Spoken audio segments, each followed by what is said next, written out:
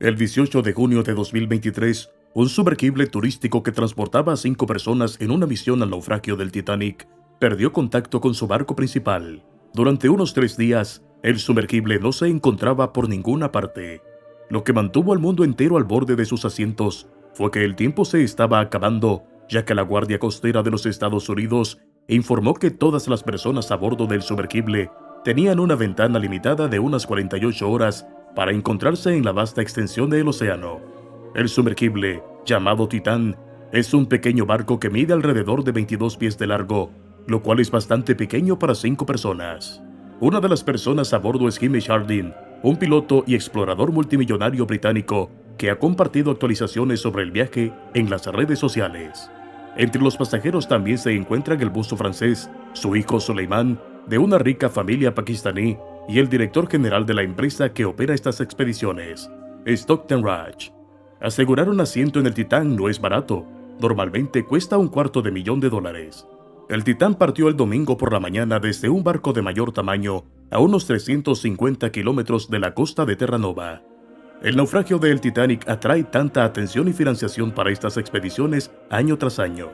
Brinda una oportunidad única para que el público estudie el desarrollo de los arrecifes de coral, la corrosión de los metales y los cambios en las corrientes oceánicas en las profundidades del mar.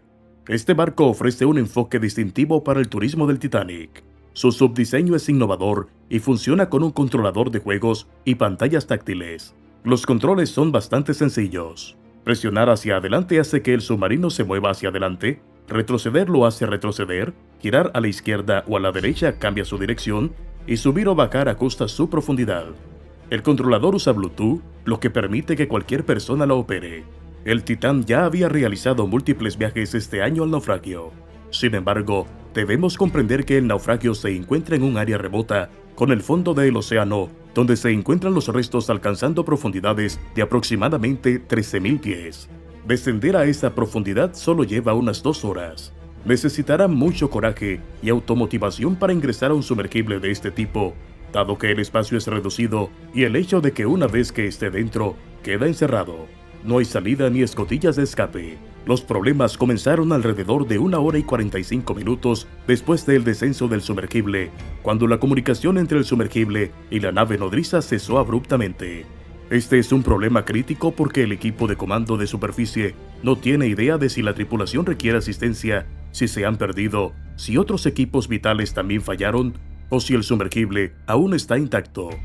El mayor desafío para llevar el sumergible de regreso a la superficie del océano fue la profundidad de las aguas.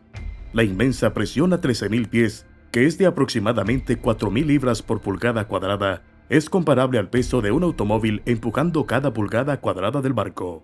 OceanGate preinstaló sensores de presión a bordo para monitorear la presión del sumergible y brindar a la tripulación tiempo suficiente para reaccionar y salir a la superficie en caso de cualquier problema.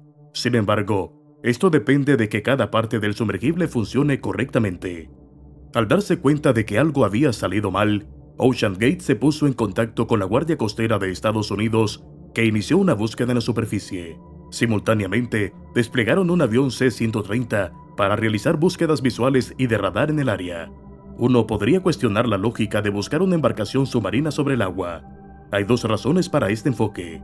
En primer lugar, lo único que se sabe es que cesó la comunicación, y en tal situación, el sumergible pudo haber abandonado la misión y ascendido a la superficie con la esperanza de ser localizado.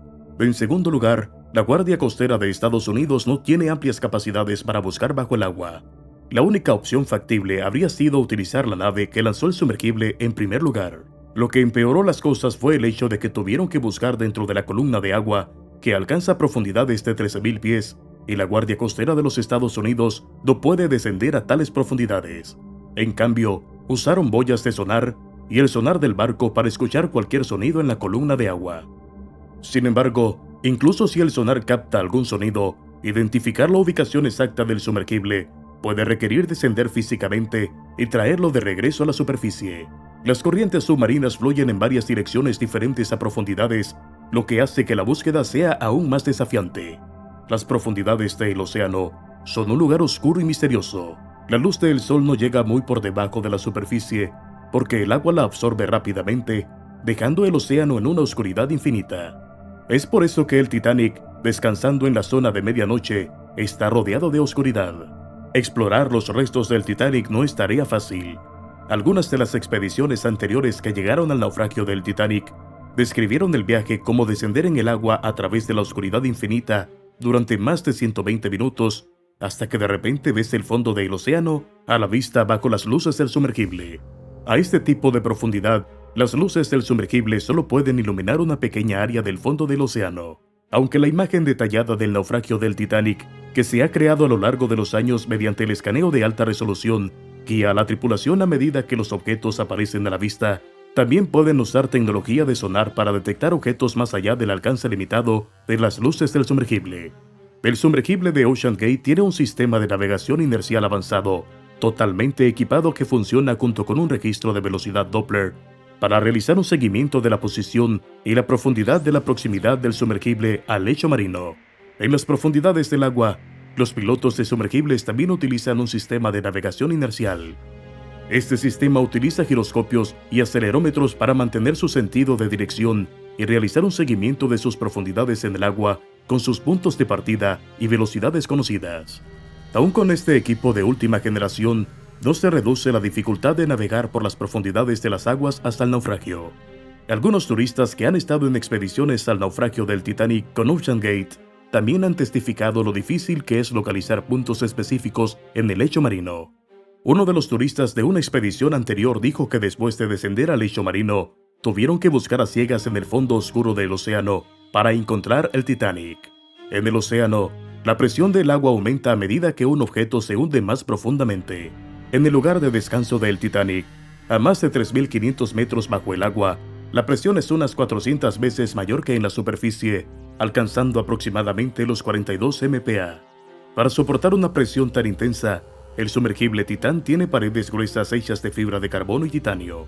Está diseñado para operar a profundidades de hasta 13.000 pies. Si bien la mayoría de nosotros estamos familiarizados con las poderosas corrientes superficiales que pueden desviar a los barcos de su rumbo, las profundidades del océano también se ven afectadas por las corrientes submarinas. Aunque las corrientes oceánicas profundas no son tan fuertes como las corrientes superficiales, aún se ven afectadas por los vientos superficiales, las mareas de aguas profundas y los cambios en la salinidad, la presión y la temperatura. Los fuertes remolinos superficiales asociados con las tormentas bentónicas ocasionalmente pueden producir corrientes intensas que barren los escombros del lecho marino. Después de que transcurrieron las 72 a 96 horas estimadas que informó la Guardia Costera de los Estados Unidos, el sumergible Titán implosionó en el Atlántico Norte. Y el piloto y los 4 pasajeros a bordo probablemente perdieron la vida instantáneamente debido a la inmensa presión del agua. Según los expertos marinos, consideraron que la implosión era el peor escenario entre los diversos escenarios que habían considerado durante su incesante búsqueda del sumergible desaparecido. Aunque se informó de la desaparición del sumergible, era muy probable que la implosión se produjera el mismo día. Llegaron a esta decisión en base a una anomalía detectada por el Sistema Acústico Naval de los Estados Unidos. Sin embargo, todos los equipos de búsqueda internacional continuaron porque las autoridades no tenían pruebas concluyentes en ese momento. ¿Qué sucede exactamente durante una implosión? Cuando el casco de un submarino colapsa rápidamente hacia adentro a una velocidad asombrosa de aproximadamente 1.500 millas por hora, lo que equivale a 2.300 metros por segundo. El colapso completo del casco ocurre dentro de un marco de tiempo notablemente corto, de aproximadamente 1 milisegundo o 1 milésima de segundo. Para poner esto en perspectiva, un cerebro humano responde naturalmente a los estímulos en aproximadamente 25 milisegundos, mientras que todo el proceso de detección y respuesta racional como un ser humano toma alrededor de 140 milisegundos. Los vapores de hidrocarburos dentro de un submarino son muy inflamables, lo que puede ser fatal en condiciones desfavorables. En el caso de una implosión, cuando el casco colapsa bajo una inmensa presión, se desencadena una reacción en cadena. Primero, hay una implosión rápida y luego el aire del interior se enciende por sí solo. Esto provoca una explosión masiva que no deja más que destrucción a su paso. La fuerza de la explosión es tan poderosa que incinera rápidamente los cuerpos humanos, reduciéndolos nada más a cenizas y polvo. Sucede en un abrir y cerrar de ojos, dejando atrás una escena de total devastación. El sumergible tenía un casco fuerte y sensores incorporados para soportar la inmensa presión cerca del lecho marino. Sin embargo, incluso una pequeña falla en el casco podría provocar una implosión rápida y catastrófica en solo 30 a 50 milisegundos.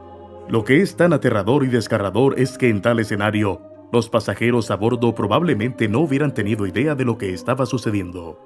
A lo largo de su servicio, el Titán había realizado más de 20 inmersiones en las profundidades del océano, sometiendo su casco a una tensión constante. Este estrés podría potencialmente causar una separación del casco de fibra de carbono, una condición conocida como delaminación. Aunque tanto la Guardia Costera como Ocean Gate Expedition no han publicado información específica sobre el incidente de implosión, recuerda una tragedia similar en 1963. El USS Thrasher, un submarino de propulsión nuclear, sufrió una implosión cuando superó su profundidad segura durante una inmersión de prueba de rutina en Cape Cod. Este lamentable hecho cobró la vida de más de 120 marineros y civiles que se encontraban a bordo.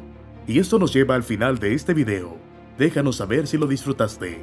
Y como siempre, sigue explorando.